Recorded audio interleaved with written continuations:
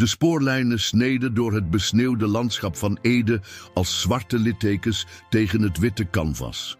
Bram Visser kende elke centimeter van dit traject, elke bocht, elke helling. Hij was opgegroeid met de verhalen over deze streek, een geïsoleerd gebied in Nederland waar de natuur nog steeds haar geheimen koesterde.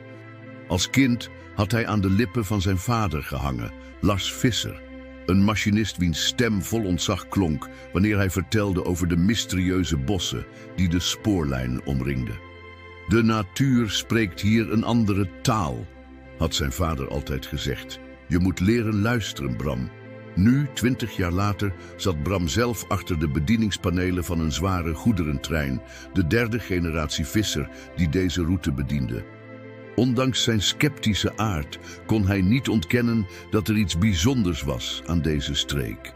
Iets ouds en onverklaarbaars dat onder het oppervlak sluimerde. De winterlucht was uitzonderlijk helder die avond. Een volle maan wierp een spookachtig licht over het besneeuwde landschap, waardoor de donkere silhouetten van de dennenbomen scherp afstaken tegen de nachthemel. Bram controleerde zijn instrumenten. Alles functioneerde normaal, behalve de radio die af en toe statisch ruiste. Een zeldzaam, maar niet onmogelijk fenomeen in dit afgelegen gebied. Hij liet zijn blik over het traject voor hem glijden. De locomotief was zwaar beladen met bouwmaterialen, bestemd voor een nieuw ontwikkelingsproject aan de rand van Ede. Een project dat niet zonder controverse was geweest. Hij herinnerde zich de krantenkoppen over protesten, over milieuactivisten die beweerden dat de bouwplaats een belangrijk natuurgebied zou verstoren. Zijn gedachten dwaalden af naar zijn jeugd, naar de lange zomerdagen die hij had doorgebracht in deze bossen, luisterend naar de verhalen van Matthijs van Dijk, de legendarische boswachter wiens passie voor de natuur aanstekelijk was geweest. Matthijs had hen meegenomen op tochten door het bos, wijzend naar sporen van wilde dieren, uitleggende hoe alles met elkaar verbonden was in een delicaat evenwicht. De wolven waren hier ooit de heersers, had Matthijs verteld, zijn stem zacht maar vol overtuiging. Ze zijn verdwenen door menselijk toedoen, maar hun geest leeft voort in deze bossen. Als kind had Bram die verhalen voor zoete koek geslikt.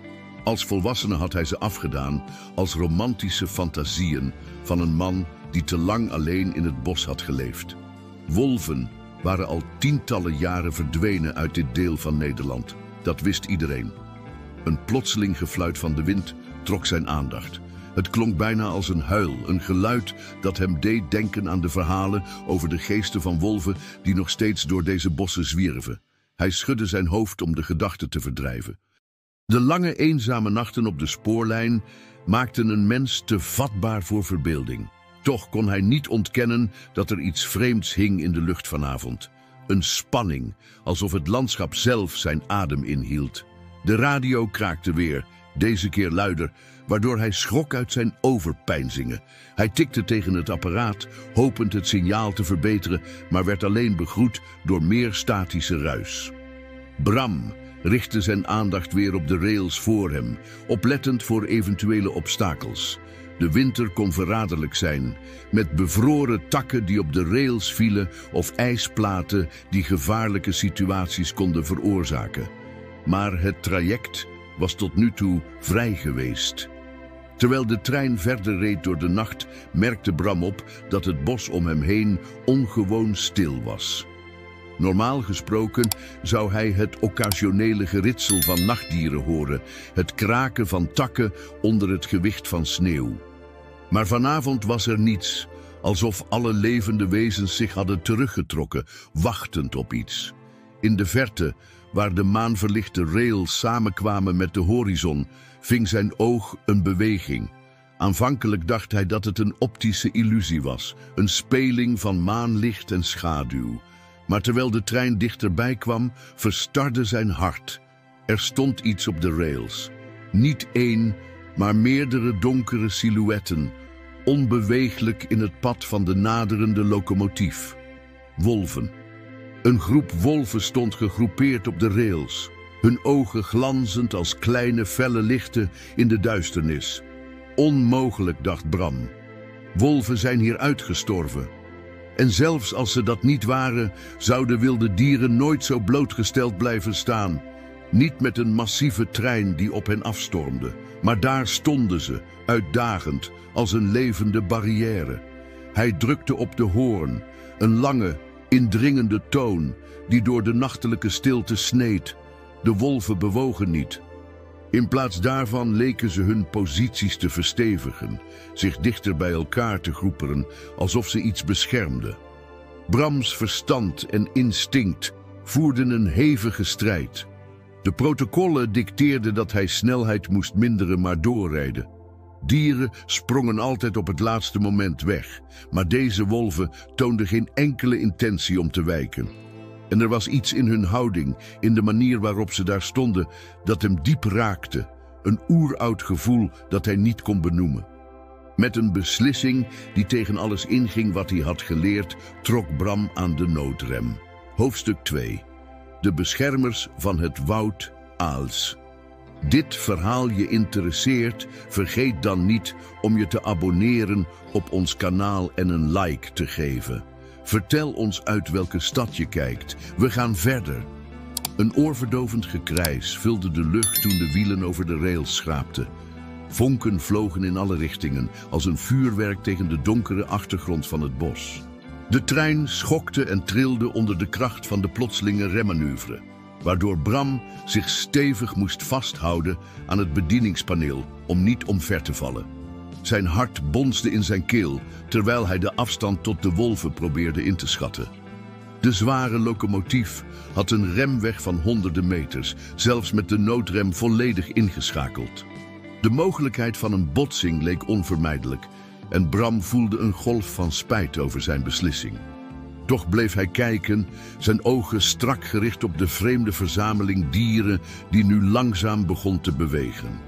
De wolven verspreidden zich, langzaam en methodisch, alsof ze een choreografie volgden. En toen, eindelijk, zag Bram wat ze hadden beschermd. De trein kwam kreunend tot stilstand, slechts meters verwijderd van wat nu zichtbaar was als een menselijke gestalte, liggend tussen de rails. Brams adem stokte in zijn keel. Was dit werkelijk gebeurd? Hadden wolven, dieren die volgens alle officiële rapporten niet meer in deze regio voorkwamen, zojuist een persoon beschermd tegen een aanstormende trein? Zonder na te denken sprong hij uit de cabine en rende door de dikke sneeuw naar de plek waar de persoon lag.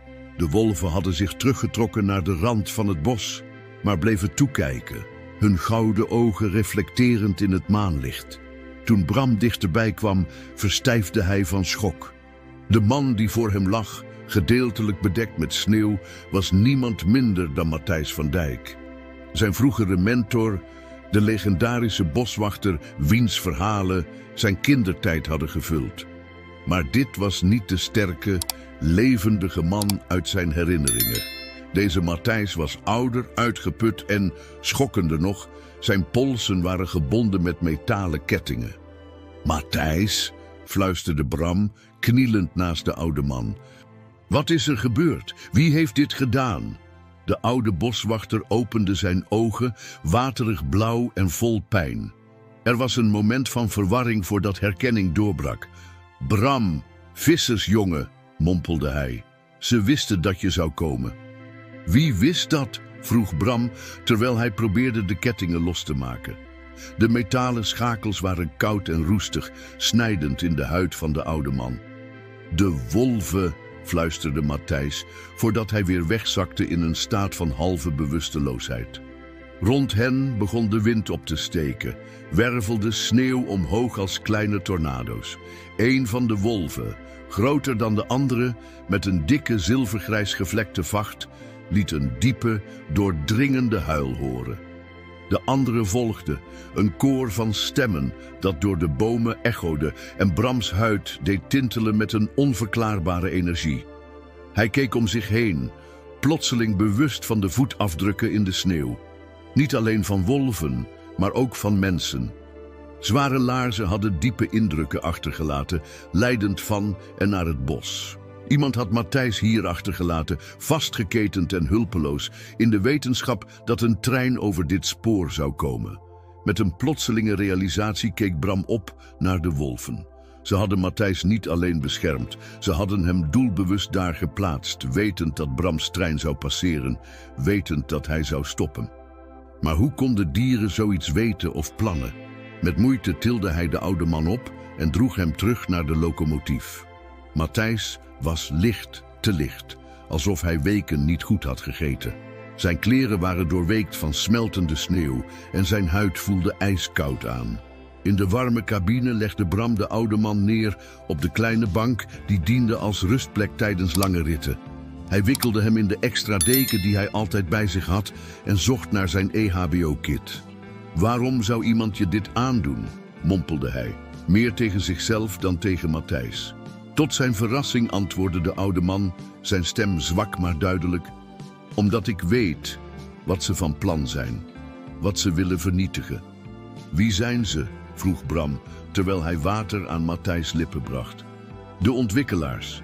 Het project waar jouw trein materialen voor vervoert. Het is niet zomaar een bouwproject, Bram.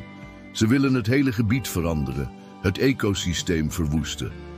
Bram dacht aan de lading die hij vervoerde. Bouwmaterialen voor het nieuwe recreatiecomplex aan de rand van Ede. Een project dat, volgens de kranten, werkgelegenheid en toerisme naar de regio zou brengen. Maar er waren ook tegenstanders geweest. Mensen die beweerden dat het gebied ecologisch waardevol was. Dat verklaart nog niet hoe je hier terecht kwam of waarom wolven je beschermden, zei Bram, terwijl hij de radio activeerde om hulp te roepen. Tot zijn frustratie hoorde hij alleen statische ruis. Matthijs glimlachte zwakjes. De wolven zijn nooit echt weg geweest, Bram. Ze hebben zich verborgen gehouden, ver van menselijke ogen. En ze beschermen wat van hen is. Maar dat zijn maar dieren, protesteerde Bram. Ze kunnen niet. Een plotselinge beweging aan het raam onderbrak hem. De grote wolf met de gevlekte vacht stond daar, kijkend naar binnen, zijn ogen vastberaden gefixeerd op Matthijs. Er was iets in die blik dat Brams rationele gedachten uitdaagde. Een intelligentie, een bewustzijn dat verder ging dan wat hij ooit had geassocieerd met wilde dieren. Er zijn dingen in deze wereld die we niet kunnen verklaren met onze beperkte kennis, fluisterde Matthijs, zijn ogen nu ook op de wolf gericht. De oude volkeren wisten het. Deze bossen hebben een ziel, Bram, en de wolven zijn haar beschermers. Voordat Bram kon reageren, viel zijn oog op iets aan de voeten van Matthijs. Half begraven in de sneeuw die van zijn kleren was gevallen, lag een kleine leren tas. Hij bukte zich om het op te rapen. Pas op, waarschuwde Matthijs, plotseling alarmerend alert. Dat is waarom ze me wilden laten verdwijnen. Wat daarin zit, kan alles veranderen. Met trillende vingers opende Bram de tas. Binnenin lag een metalen voorwerp, niet groter dan zijn handpalm. Het was gemarkeerd met een vreemd symbool, een spiraal met vertakkingen die deden denken aan de takken van een boom. Wat is dit? Vroeg hij, terwijl hij het voorwerp voorzichtig omdraaide in zijn hand. Een sleutel, antwoordde Matthijs. Niet tot een deur, maar tot de waarheid. Het bewijst dat wat ze willen bouwen niet kan. Niet zonder alles te vernietigen wat deze plek bijzonder maakt. Buiten liet de wolf nog een huil horen, deze keer met een ondertoon van urgentie. De anderen reageerden, hun stemmen vermengend tot een koor dat door de bomen galmde en echode over de besneeuwde vlaktes. Ze waarschuwen ons, zei Matthijs, proberend overeind te komen. Ze komen, de mensen die dit hebben gedaan. Ze weten dat ik ben ontsnapt. Bram keek uit het raam van de cabine, zijn ogen turend in de duisternis tussen de bomen. En daar, in de verte, zag hij het. De flikkerende lichtjes van zaklampen, bewegend door het bos in hun richting. Hoofdstuk 3. De verborgen waarheid. Het geluid van krakende sneeuw onder zware laarzen werd steeds luider. De lichten tussen de bomen kwamen dichterbij, dansend als dwaallichten in de duisternis. Brams gedachten raasden. Hij had geen idee wie deze mensen waren, maar Matthijs' angst en de kettingen om zijn polsen vertelden hem genoeg om te weten dat hun bedoelingen niet vriendelijk waren. We moeten hier weg, fluisterde hij, terwijl hij de cabine afspeurde naar iets dat als wapen zou kunnen dienen. Zijn oog viel op de zware moersleutel in de gereedschapskist. Matthijs schudde zijn hoofd. zijn ogen koortsachtig glanzend in het gedimde licht van de cabine. Nee, je begrijpt het niet. Ze zullen ons volgen, waar we ook naartoe gaan. Ze kunnen het zich niet veroorloven dat de waarheid naar buiten komt. Welke waarheid? Vroeg Bram dringend, terwijl hij de metalen sleutel met het vreemde symbool weer in de tas stopte en deze in zijn jas verborg. De oude boswachter zuchtte diep, alsof hij een beslissing nam die hem zwaar viel. Het gebied waar ze willen bouwen, het is niet zomaar een stuk bos. Het is een kruispunt, een plek waar de grenzen tussen onze wereld en die van de geesten dunner zijn dan elders. De wolven weten het. Ze hebben het altijd geweten. Bram staarde hem ongelovig aan. Geesten? Matthijs, dit klinkt als de verhalen die ik jullie als kinderen vertelde, voltooide Matthijs voor hem. Maar het waren geen sprookjes, Bram. Het waren waarheden verpakt in een vorm die kinderen konden begrijpen. De natuur hier is anders, krachtiger. En wat in die tas zit, bewijst het. Buiten liet de grote gevlekte wolf nog een huil horen. Een geluid dat Brams haar rechtop deed staan. Het was alsof het dier reageerde op Matthijs' woorden, ze bekrachtigde. En die wolven, ze beschermen dit kruispunt? Matthijs knikte. Ze zijn de bewakers. Ze zijn hier geweest sinds mensenheugenis. Verborgen voor degenen die hen zouden willen uitroeien. Ze kozen ervoor om mij te tonen wat ze beschermen, omdat ze wisten dat ik zou luisteren. De oude man probeerde overeind te komen, zijn gezicht vertrokken van pijn. We hebben niet veel tijd, Bram. Die mannen werken voor Bouwvisie, het bedrijf achter het ontwikkelingsproject. Ze ontdekten dat ik bewijs had verzameld over de ecologische waarde van het gebied, inclusief zeldzame soorten die wettelijke bescherming genieten. Maar wat ze echt vreesden was dat ik ook andere dingen had ontdekt. Bram keek weer uit het raam. De lichten waren nu zo dichtbij dat hij de contouren van de mannen kon zien die ze droegen. 5, misschien 6 gestalten, gekleed in donkere kleding, bewegend met doelgerichte precisie door de sneeuw. Een plotselinge gedachte trof hem. De radio, mompelde hij. Het werkte niet omdat ze het signaal storen, bevestigde Matthijs. Ze wilden niet dat je hulp zou kunnen roepen. Bram voelde een koude woede in zich opkomen. Deze mannen hadden gepland om Matthijs te laten aanrijden door zijn trein, wetend dat de radiostoring zou voorkomen dat hij op tijd hulp kon inroepen. Als de wolven er niet waren geweest, we moeten een plan maken, zei hij vastberaden. Ik laat je niet opnieuw in hun handen vallen. Matthijs keek hem aan met een nieuwe vastberadenheid in zijn ogen. Er is een plek, niet ver hier vandaan. Een oude jagershut waar ik mijn onderzoeksmateriaal verborgen hield. Als we daar kunnen komen, hebben we misschien een kans. Hoeveel materiaal? Vroeg Bram, zijn gedachten nu praktisch gericht. Genoeg om Bouwvisies plannen te stoppen. Rapporten over de zeldzame soorten in het gebied. Geologische analyses die aantonen dat de grond instabiel is voor grote constructies. En, hij aarzelde, en bewijs van het kruispunt. Fenomenen die niet wetenschappelijk te verklaren zijn, maar die aantonen dat deze plek beschermd moet worden. Bram nam een snelle beslissing. Hij kon de trein niet achterlaten, dat zou te veel vragen oproepen en kon zijn baan kosten. Maar hij kon ook Matthijs niet alleen laten. We hebben een afleiding nodig, zei hij, terwijl hij naar de zware moersleutel reikte en deze in zijn gordel stak. Op dat moment hoorden ze een nieuw geluid buiten. Het collectieve gehuil van de wolven, luider en wilder dan voorheen. Gevolgd door geschreeuw van de naderende mannen. Bram keek uit het raam en zag een buitengewoon schouwspel.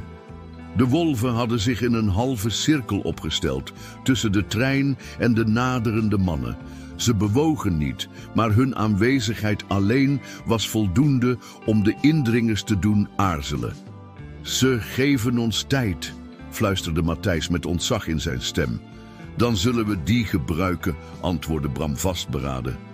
Hij hielp de oude man overeind en ondersteunde hem naar de deur aan de andere kant van de locomotief, weg van de naderende bedreiging. Voordat ze uitstapten, keek Matthijs naar de wolven, zijn ogen vol emotie. Hij had gelijk over jou, zei hij tegen Bram. De wolven wisten dat je degene zou zijn die zou luisteren, net zoals ik dat deed. Het zit in je bloed, Bram Visser. Bram fronste zijn wenkbrauwen. Wie had gelijk over mij?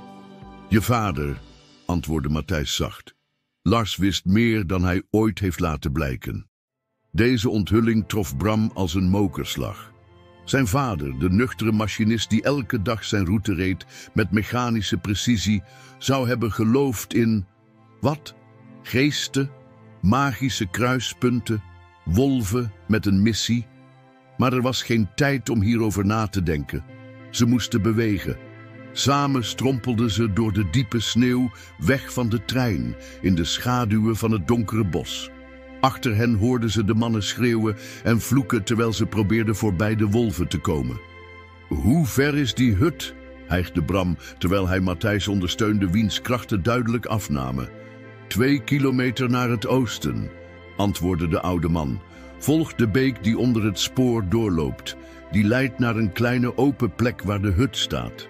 Ze worstelden door de sneeuw, hun adem condenserend in de koude lucht. Achter hen leek het tumult af te nemen, maar Bram durfde niet te hopen dat ze waren afgeschud. Na wat een eeuwigheid leek, bereikten ze een kleine beek, grotendeels bevroren, maar met een smalle stroom water die nog steeds kabbelde onder een dunne ijslaag. Hierheen, wees Matthijs.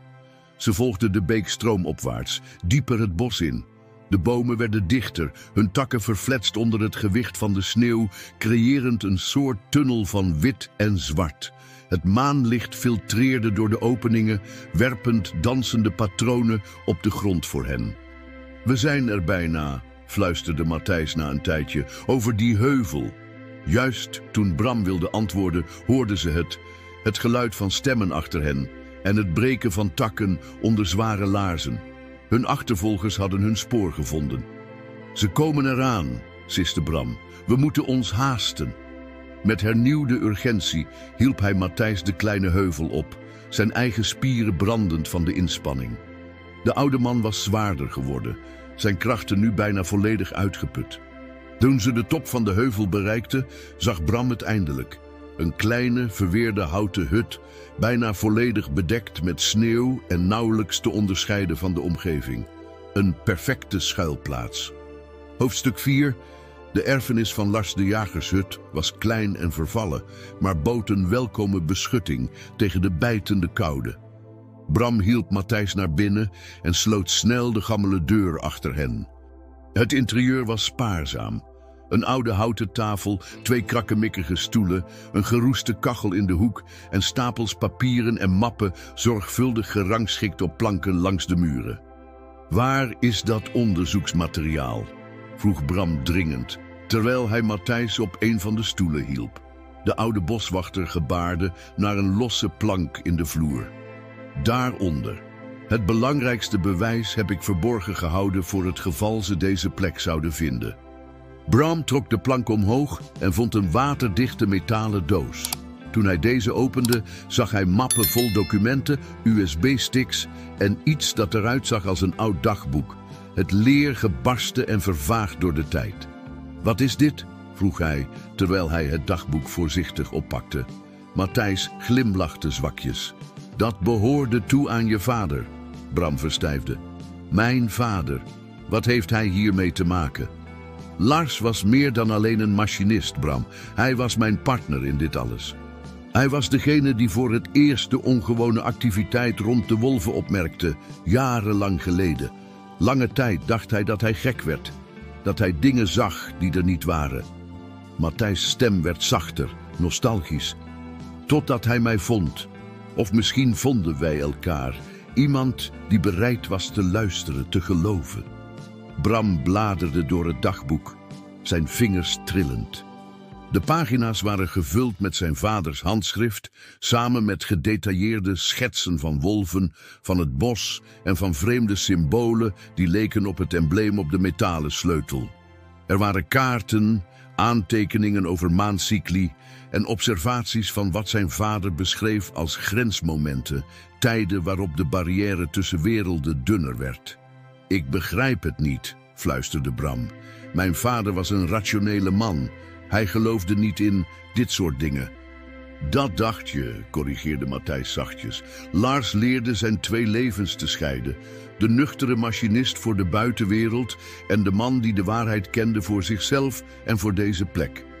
Buiten klonken stemmen, nog steeds op afstand, maar duidelijk dichterbij komend. We hebben niet veel tijd, zei Matthijs wijzend naar de documenten. Je moet dit allemaal meenemen, Bram. Het moet bewaard blijven. Als Bouwvisie slaagt in hun opzet, zal niet alleen het ecosysteem vernietigd worden, maar ook iets veel ouders. Iets dat niet kan worden hersteld. Bram staarde naar de papieren in zijn handen, zijn gedachten in verwarring. Zijn hele leven had hij gedacht dat hij zijn vader kende. Een eenvoudige, hardwerkende man met een passie voor treinen en routines. Nu werd hem verteld dat diezelfde man een geheim leven had geleid. Dat hij geloofde in dingen die Bram altijd had afgedaan als bijgeloof.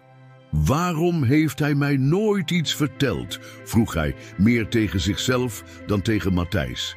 Hij wilde je beschermen, antwoordde de oude man. En hij wachtte op het juiste moment, wanneer je oud genoeg zou zijn om te begrijpen, zonder meteen alles af te wijzen.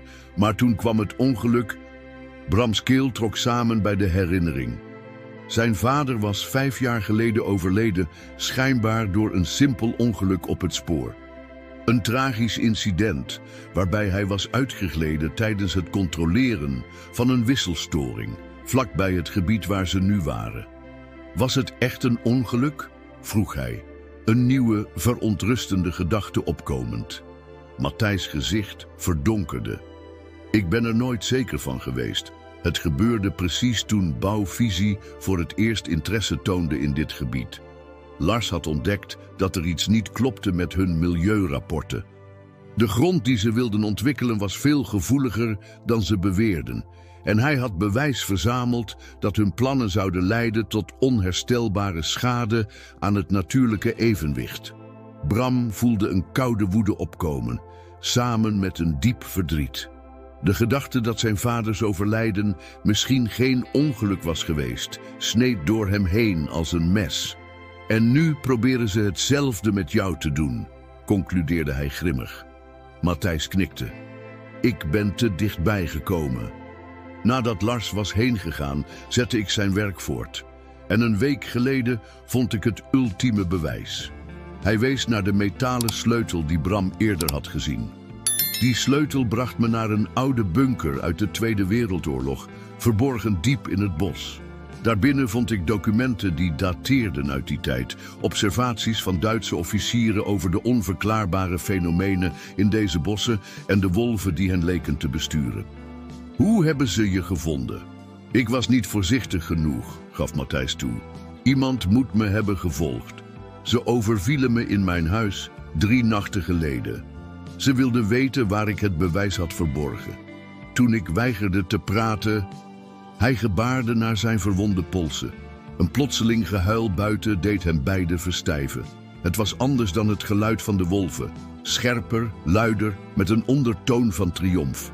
Ze hebben de hut gevonden, fluisterde Matthijs. Bram keek om zich heen, op zoek naar een uitweg, maar er was alleen de voordeur en een klein raam aan de achterkant. Luister naar me, Bram, zei Matthijs dringend, zijn handen grijpend naar Brams arm.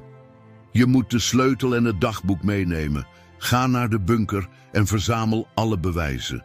De coördinaten staan in het dagboek. Zoek daarna Elisabeth Jansen op, de milieuadvocaat in Utrecht. Zij kan helpen om dit openbaar te maken, om Bouwvisie tegen te houden. Ik laat je hier niet achter, protesteerde Bram. Je moet wel, drong Matthijs aan. Ik zal ze alleen vertragen. En vergeet niet, je bent niet alleen. Hij wees naar buiten, waar in het maanlicht schaduwen tussen de bomen bewogen. De silhouetten van wolven die zich rond de hut verzamelden. Terwijl ze spraken kwamen de stemmen dichterbij. Zware voetstappen kraakten in de sneeuw rond de hut. Ga nu, fluisterde Matthijs. Door het raam, snel. Met tegenzin verzamelde Bram het dagboek, de sleutel en de meest cruciale documenten in een waterdichte zak die Matthijs hem aanreikte. Je vader zou trots op je zijn, zei de oude boswachter met een flauwe glimlach. De wolven hebben je niet voor niets gekozen. Bram knikte, niet in staat om woorden te vinden. Hij drukte Matthijs' schouder even, een stil gebaar van dank en afscheid, voordat hij naar het raam kroop. Het was klein, maar net groot genoeg voor hem om er door te glippen. Terwijl hij zich door de opening wrong, hoorde hij een luid gebonk op de deur van de hut. "We weten dat je daar bent, Van Dijk," riep een harde stem. "Er is geen uitweg dit keer." Bram liet zich in de diepe sneeuw vallen aan de achterkant van de hut, zijn hart bonzend in zijn keel. De maan was nu gedeeltelijk verhuld achter wolken, wat hem wat schaduwen bood om in te verdwijnen. En daar, aan de rand van het kleine open veld, stond de grote gevlekte wolf, wachtend.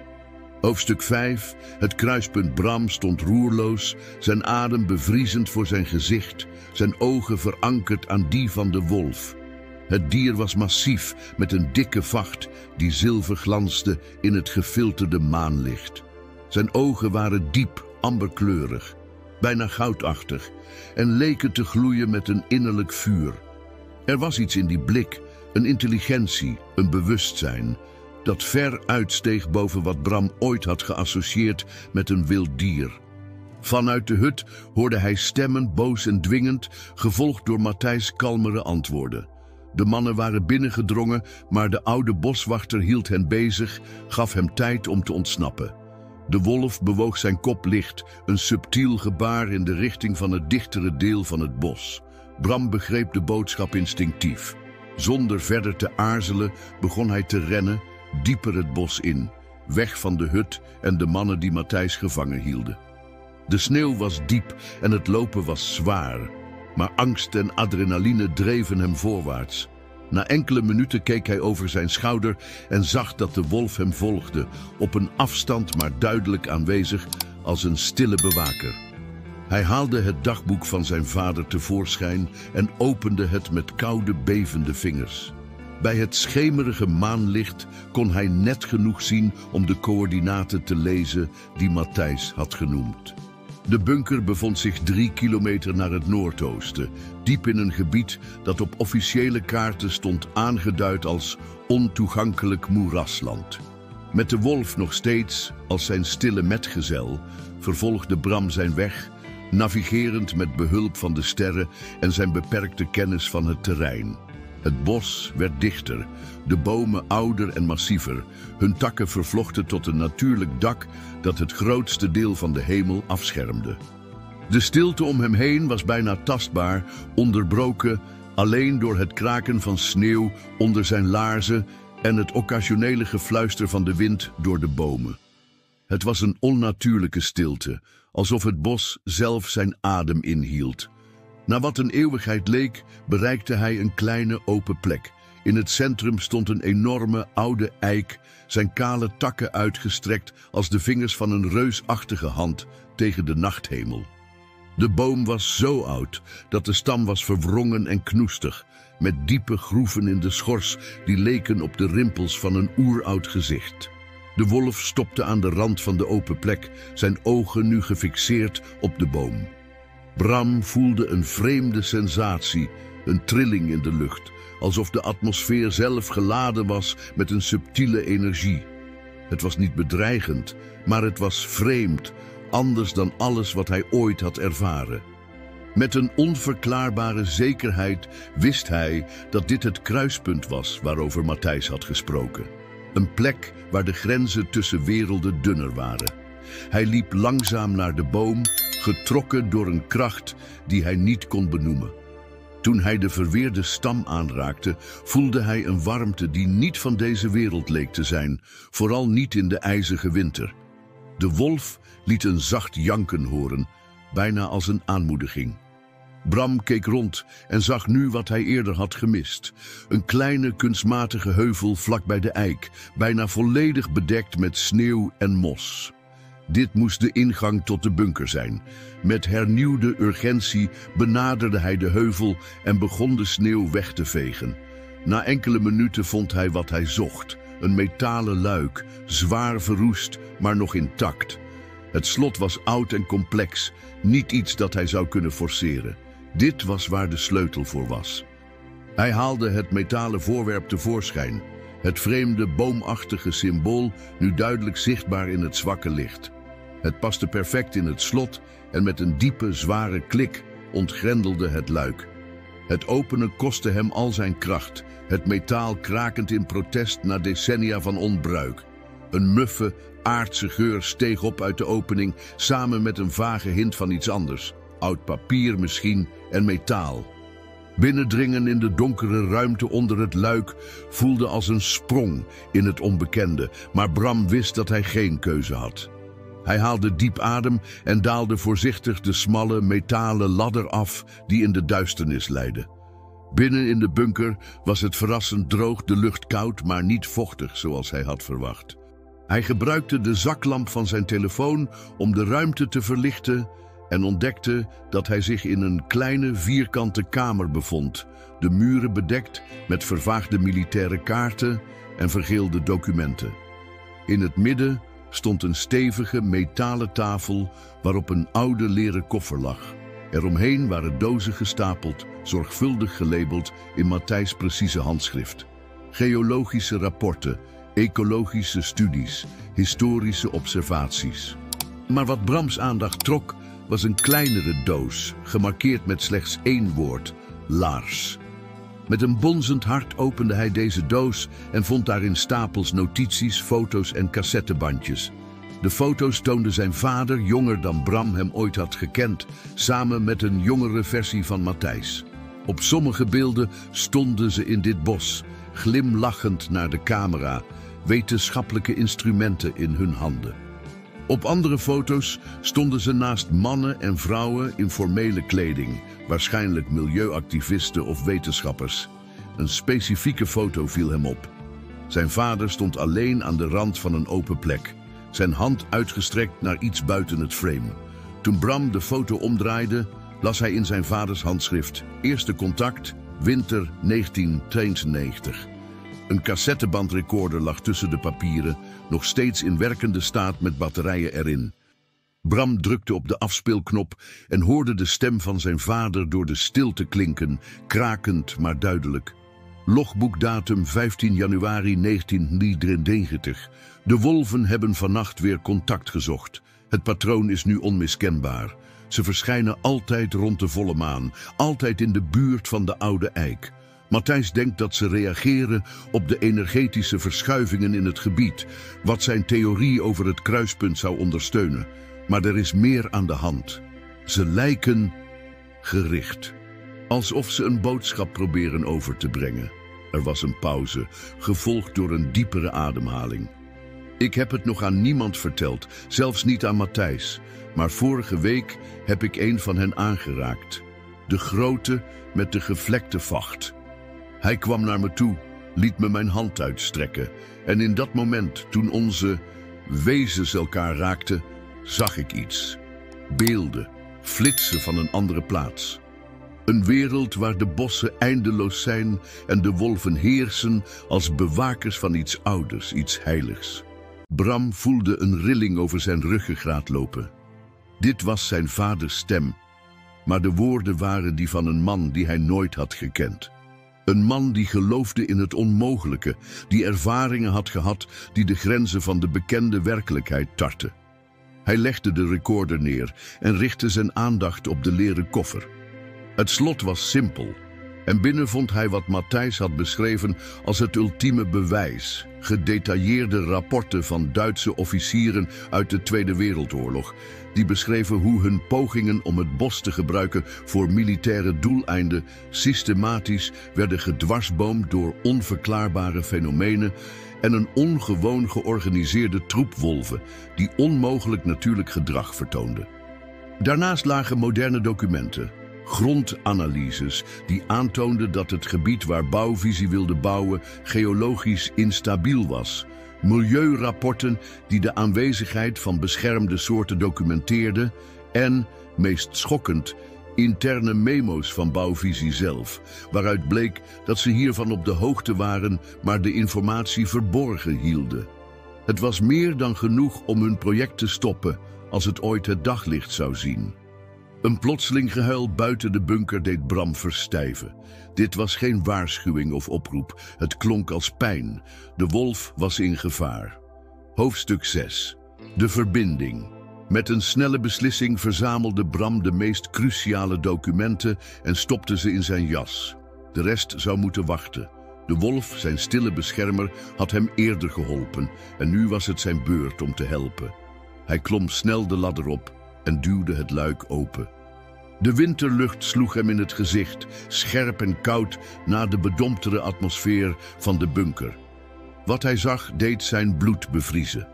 De grote gevlekte wolf lag in de sneeuw, gewond maar nog steeds alert. Omringd door 3 mannen met zaklampen en jachtgeweren. Een van hen, een lange, magere man met een litteken over zijn wang, hield zijn wapen gericht op het dier.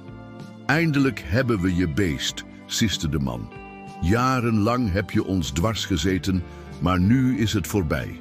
Zonder na te denken stapte Bram naar voren uit de schaduwen van de bunker. Stop! Riep hij, zijn stem echo-end door de stille open plek. De mannen draaiden zich geschrokken om, hun zaklampen nu op hem gericht, verblindend in de duisternis. Wie ben jij? Eiste de man met het litteken, zijn geweer nu weifelend tussen Bram en de wolf. Mijn naam is Bram Visser, antwoordde hij, langzaam dichterbij komend met zijn handen zichtbaar. Ik ben de machinist wiens trein jullie vannacht probeerden te gebruiken om Matthijs van Dijk te elimineren. De mannen wisselden blikken, duidelijk verrast door deze onverwachte ontwikkeling. Je maakt een grote fout, Visser, zei de man, zijn toon nu kalmer, maar niet minder dreigend. Dit is zakelijk, niets persoonlijks. Bouwvisie heeft miljoenen geïnvesteerd in dit project en een paar zeldzame planten of dieren gaan dat niet tegenhouden. En zeker geen sprookjes over magische kruispunten of geestenwolven. Het zijn geen sprookjes, zei Bram, doelend op de documenten in zijn jas. En ik heb het bewijs dat jullie dat weten. Jullie weten dat de grond instabiel is. Jullie weten van de beschermde soorten. En jullie weten dat er iets bijzonders is aan deze plek. De wolf bewoog zich licht. Zijn amberkleurige ogen nu gericht op Bram met een intensiteit die door zijn ziel leek te branden. Weet je wat er met je vader is gebeurd, Visser? Vroeg de man plotseling, zijn mond vertrokken in een grimmige glimlach. Hij was net zo koppig als jij. Dacht dat hij het systeem kon verslaan met zijn bewijzen en zijn waarheden. Een tragisch ongeluk, nietwaar? Een ervaren machinist die uitglijdt op een spoor dat hij zijn hele leven heeft belopen. Curieus. Woede borrelde op in Brams borst, heet en overweldigend. Jullie hebben mijn vader vermoord. Vermoord is zo'n lelijk woord, antwoordde de man schouderophalend. Laten we zeggen dat we hem hielpen begrijpen dat sommige geheimen beter verborgen blijven. Net zoals we Matthijs vanavond probeerden te helpen begrijpen. En zoals we jou zullen helpen begrijpen. Hij hief zijn geweer weer op, nu volledig gericht op Bram. Helaas zullen we nog een tragisch ongeluk moeten enseneren. De jonge machinist, overstuurd door een bijna ongeluk op het spoor, verdwaalt in het bos tijdens een zoektocht naar... Wat? Misschien was je op zoek naar wolven? Ironisch genoeg vond je ze en ze hebben je aangevallen. Het zal een heftig verhaal zijn voor de kranten. Bram keek naar de wolf en in die fractie van een seconde leek de tijd te vertragen. Het dier keek terug en er was een verbinding, een gedeeld begrip dat woorden oversteeg. In de diepte van die amberkleurige ogen zag Bram beelden, het bos zoals het ooit was, ongerept en vrij.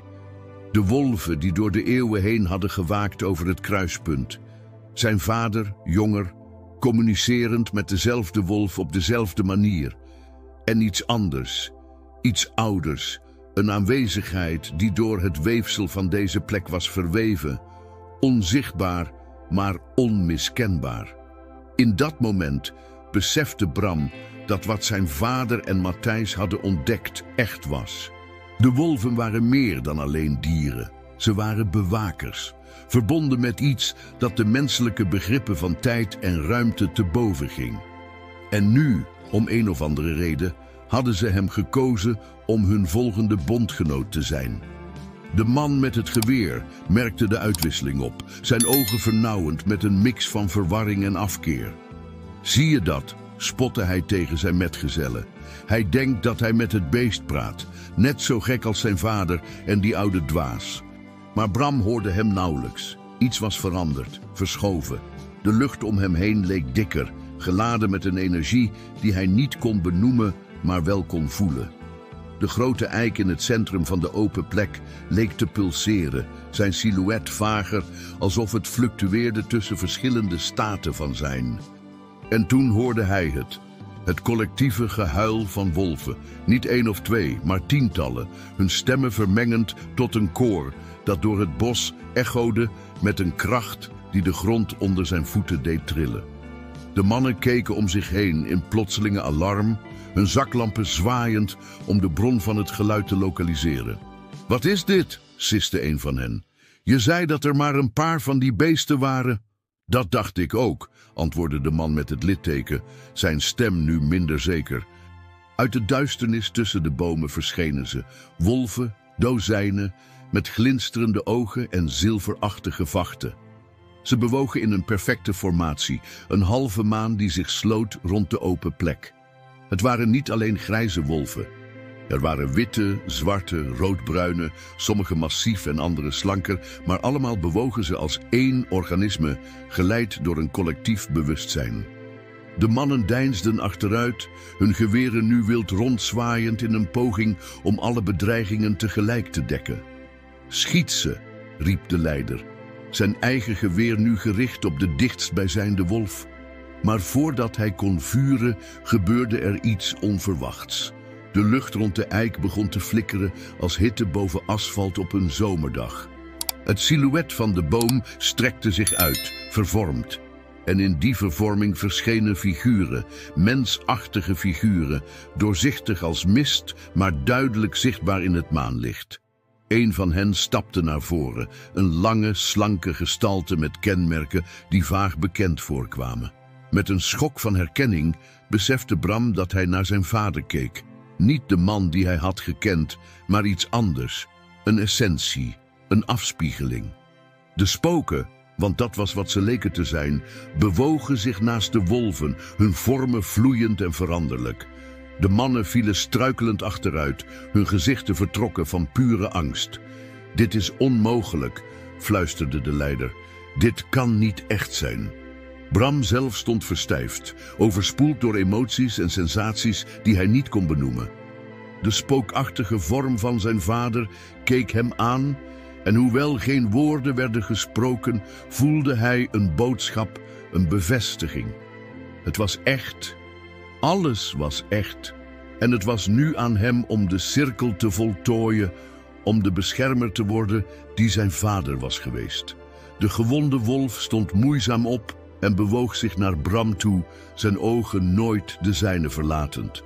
In een gebaar dat tegelijkertijd eenvoudig en monumentaal was, strekte Bram zijn hand uit, net zoals zijn vader had gedaan op die oude foto. De wolf drukte zijn kop tegen Brams hand en in dat contact stortte een vloed van beelden en gevoelens over hem heen. Generaties van bewakers. Mensen die hadden geleerd samen te werken met de wolven om het kruispunt te beschermen. Het gevaar dat bouwvisies plannen vormde, niet alleen voor het ecosysteem, maar voor het weefsel van de realiteit zelf op deze dunne plek. En een glimp van een andere wereld. Een wereld waar de wolven vandaan kwamen, wild en vrij, en vol met een magie die de menselijke wereld was vergeten. De mannen renden nu, struikelend door de sneeuw, hun geweren achtergelaten in hun paniek. De wolven lieten hen gaan, hun aandacht gericht op Bram en de gewonde wolf, op het levende bewijs van de verbinding die al duizenden jaren bestond. Ik begrijp het nu, fluisterde Bram, zijn stem nauwelijks hoorbaar, maar gevuld met de zekerheid van een nieuw begrip.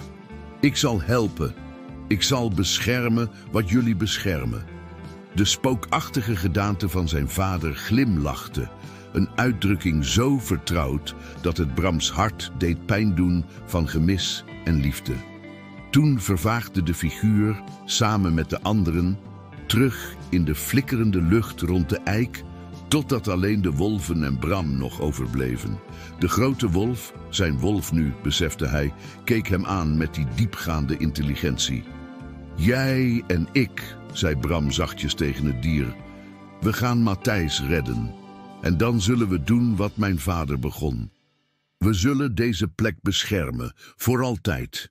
Als antwoord liet de wolf een zacht janken horen, bijna als een belofte. Rond hen sloot de cirkel van wolven zich. Hun collectieve aanwezigheid, een bevestiging van het verbond dat zojuist was gesloten.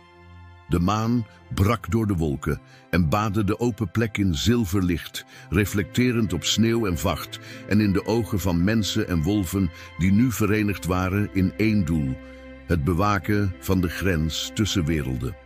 6 maanden later stond Bram aan de rand van het bos, kijkend naar waar ooit de bouwplaats van Bouwvisie had moeten zijn. In plaats daarvan was er nu een beschermd natuurgebied, officieel erkend dankzij de documenten die hij en Matthijs hadden overleefd aan Elisabeth Jansen, de milieuadvocaat. Bouwvisies corruptie en illegale praktijken waren aan het licht gekomen, hun directeuren gearresteerd, hun projecten onder streng toezicht geplaatst. Naast hem stond Matthijs, hersteld van zijn beproevingen, zijn ogen glanzend met het licht van iemand die weet dat zijn levenswerk is volbracht. Je vader zou trots op je zijn, zei de oude boswachter zacht. Bram glimlachte. Ik denk dat hij het weet. Aan de rand van zijn zicht bewoog een schaduw, de grote gevlekte wolf, gezond en sterk, wachtend tussen de bomen. Ik moet gaan, zei Bram. Ze verwachten me. Matthijs knikte begrijpend. De grenzen zijn dun vanavond, de volle maan. Bram knikte en liep het bos in, naar de wolf en de anderen die wachten bij de oude eik, bij het kruispunt waar 2 werelden elkaar raakten. Hij was niet langer alleen een machinist. Hij was een bewaker, een beschermer, een brug tussen werelden. En in die rol had hij eindelijk de verbinding gevonden waarnaar hij zijn hele leven had gezocht, zonder het te weten. De wolven huilen en hij huilt met hen, hun stemmen vermengend in de nachtelijke stilte, een belofte en een herinnering aan alles wat werkelijk waardevol is in deze wereld en de volgende. Einde van het verhaal. Beste luisteraars, we hopen dat het verhaal van Bram en de wolven van Ede jullie heeft geraakt. Om deze reis door de grenzen tussen werelden voort te zetten, hebben we een speciale afspeellijst samengesteld met vergelijkbaar meeslepende verhalen. Je kunt deze vinden door links te klikken. Als je genoten hebt van dit verhaal, vergeet dan niet om je te abonneren op ons kanaal en een like te geven aan de video. Elke dag brengen we unieke verhalen die de complexiteit van het leven verkennen. Mis onze komende content niet. We kijken uit naar jullie reacties in de commentaren.